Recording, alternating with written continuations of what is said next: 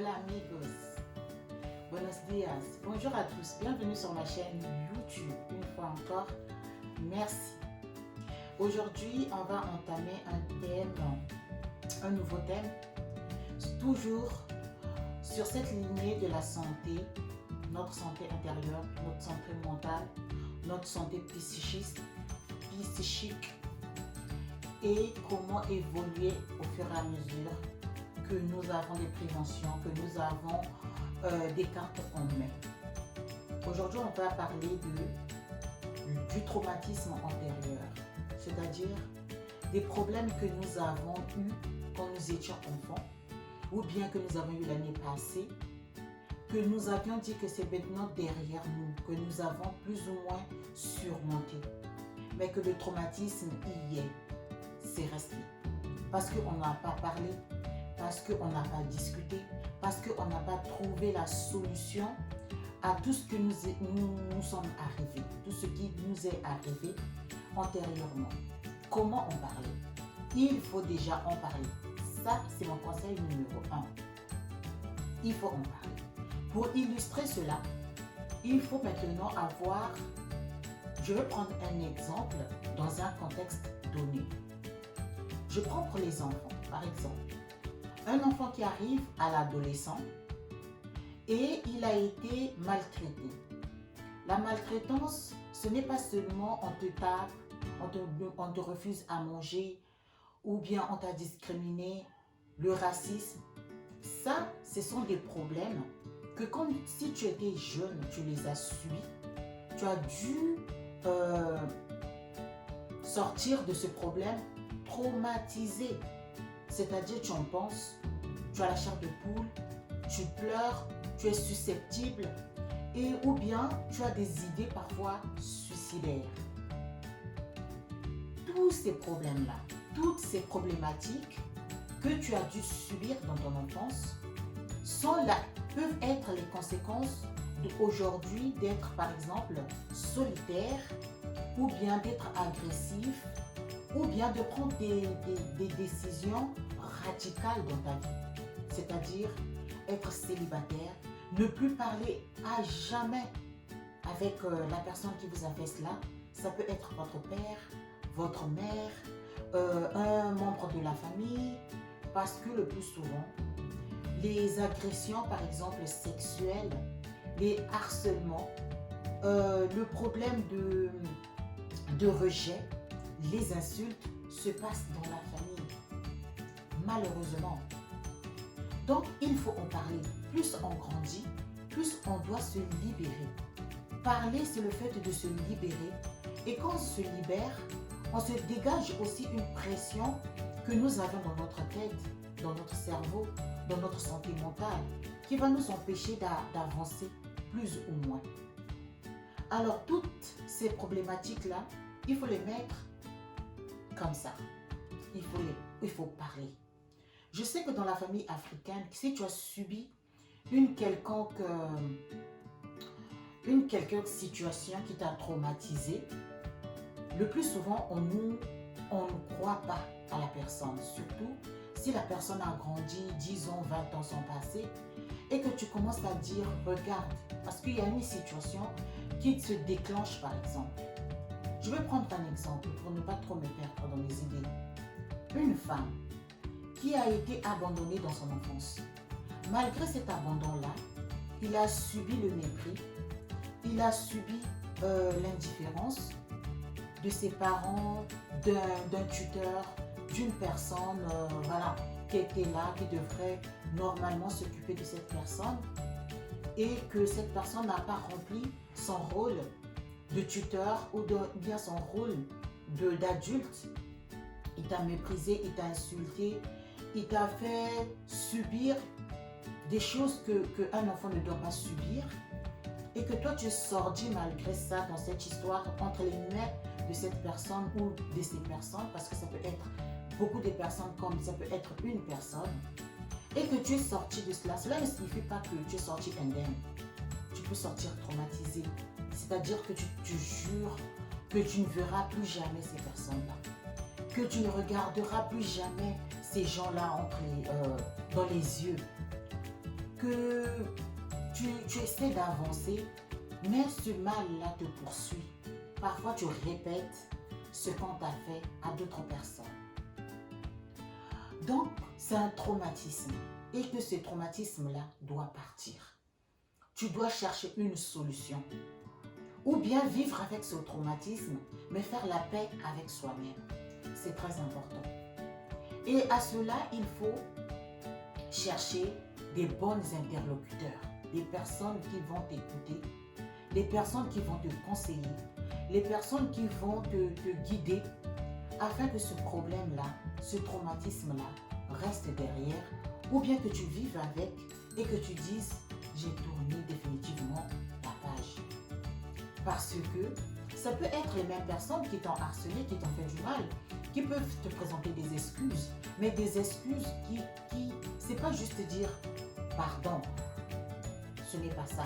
Si ces personnes-là, par exemple, viennent te demander que voilà, on va chercher de t'expliquer le pourquoi du comment on est arrivé à ce point, si on était ignorant ou bien parce que nous étions dans une position où on était persécutés nous aussi, il faut les écouter, il faut parler.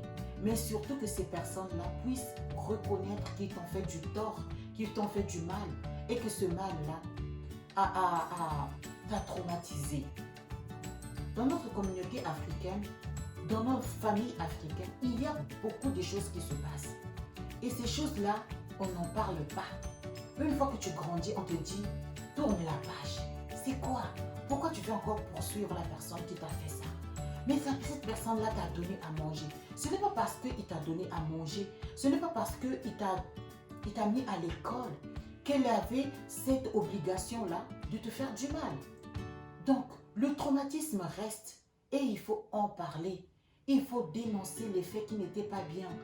Il faut discuter. Il faut avancer. Mais il ne faut pas avancer dans l'aveuglement. Non, non, non. Il faut revenir, recommencer, reparler, rediscuter.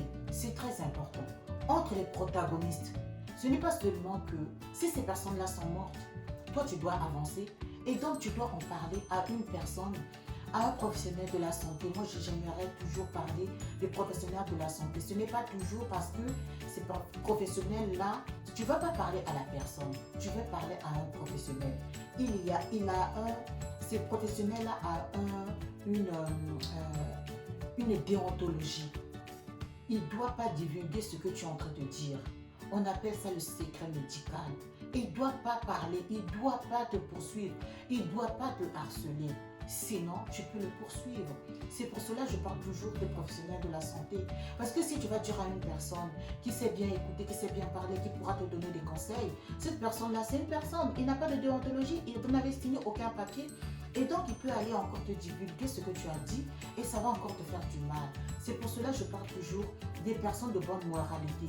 Mais on ne connaît pas ce que demain peut nous réserver.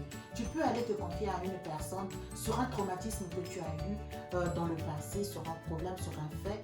Et cette personne-là peut te dire, je te jure, je ne vais pas en parler. Et le jour que vous allez avoir un différend, il va en parler. Parce que, bon, voilà, c'était juste une parole. Et la parole peut s'envoler. Mais quand tu es devant un professionnel, une personne de bonne moralité, qui a une déontologie, qui signe un papier qui te dit que je ne peux pas divulguer ce que tu me dis, ça doit rester que, pas entre nous, ça doit en rester là, parce que moi je vais t'aider. Cette personne-là, s'il freine s'il ne fait pas bien son travail, s'il ne poursuit pas ce que la déontologie lui a enseigné, ben, cette personne-là, elle est censée être poursuivie devant les tribunaux pour pouvoir répondre à ses actes. Donc c'est pour cela qu'il faut parler, il faut se dégager, il faut en parler vraiment dans nos familles parce que c'est un problème tabou. Tu as été traumatisé sur un problème. Mais dès que tu en parles, c'est à toi qu'on indexe, on dit « Mais tu as réussi aujourd'hui, non? Pourquoi tu veux le poursuivre ?» Hey, ça ne veut pas dire que si tu as réussi, si tu as maintenant des enfants, si tu vis loin de ces personnes-là, ça ne veut pas dire que ce problème-là n'y est pas. Parce que le traumatisme reste. Et donc, Il faut demander parfois des comptes. C'est très important. Parce que nous aussi, ça sera quand tu vas connaître le pourquoi du comment, tu pourras conseiller d'autres personnes. Moi, je ne pourrais pas me mettre ici en train de vous prévenir sur la santé mentale si je n'ai rien subi, si je n'ai rien vécu dans mon passé. Ça peut être une passé lointaine dans mon enfance et comme ça peut être une passé très proche, c'est-à-dire en tant qu'adulte, en tant que femme, en tant que mère. C'est pour cela que j'en parle, parce que je connais. Maintenant, si tu parles, tu commences à mettre les points sur les i, on va te dire, hé, regardez, et commence à mettre cette personne-là a mal. À bientôt, il va mourir. À bientôt, à bientôt. Et si moi, je mourrais, si je parle pas, et que je mourrais avant, et que ce problème-là persiste, et cette personne-là a toujours le pouvoir sur d'autres personnes pour faire encore du mal, on va dire que, mais pourquoi elle n'avait pas parlé quand elle était en vie? Parce qu'en mourant, tu ne vas plus rien dire. Il faut parler. Même si la personne ne veut pas reconnaître, mais parler, dénoncer, le dire, pour que ce traumatisme-là puisse être en toi, parce que tu vas vivre avec. Mais tu vas pouvoir surmonter, te dire que j'ai parlé, je me suis libérée et maintenant je peux poursuivre, aider des autres personnes d'autres personnes qui sont dans ce combat, dans cet enfermement, parce que moi je me suis libérée. C'est vraiment un moment de partage aussi, de prévention. C'est la santé, c'est la santé. La prévention, c'est la santé. Il faut prévenir avant de guérir. Si tu connais, si tu as été traumatisé par un problème, tu connais quelqu'un qui te parle, qui t'a parlé, ou bien qui t'a fait du mal, qui t'a demandé des excuses, ou qui a reconnu, c'est très bien. Mais il faut parler, il faut se libérer et se dire que voilà, le problème y était, aujourd'hui je suis là et demain je vais être là-bas. C'est très important. C'est une thérapie. Et cette thérapie-là ne doit pas être juste tais-toi, c'est bon, les choses se sont passées, oui. On t'a demandé pardon, non? Mais demander pardon comme ça, non. Il faut dire. Ce que j'ai fait, c'était bien, pas bien. Je t'ai traumatisé. Je te présente mes excuses. Je ne veux pas que ces choses-là puissent encore se répéter. S'il faut en reparler, reparle, redites. Il ne faudrait pas que ça soit tabou. Même si on a présenté des excuses, il ne faudrait pas que ça soit tabou. Non. C'est quand c'est tabou, ça veut dire que même le pardon a été hypocrite. Ça veut dire qu'on veut continuer comme ça, on met juste une petite peinture et on masque le défaut, alors que le défaut n'a pas été réparé. Il faut le réparer. Et pour le réparer, il faut en parler. Il faut mettre ça parfois publiquement, dénoncer, parce que ce sont des faits qui sont gravissimes. Parfois, toi, tu trouves ça pas grave, mais la personne qui l'a reçu, ça l'a blessé. Et parfois, il veut le répéter.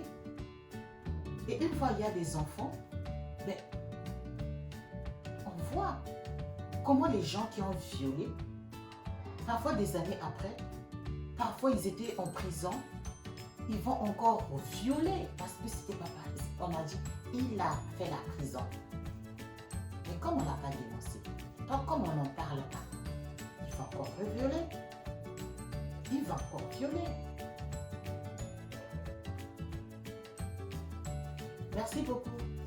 J'espère qu'il y a beaucoup de sujets comme ça, des gens qui ont été traumatisés. On va en parler. On va reparler. Les viols, l'inceste, les harcèlements, le racisme,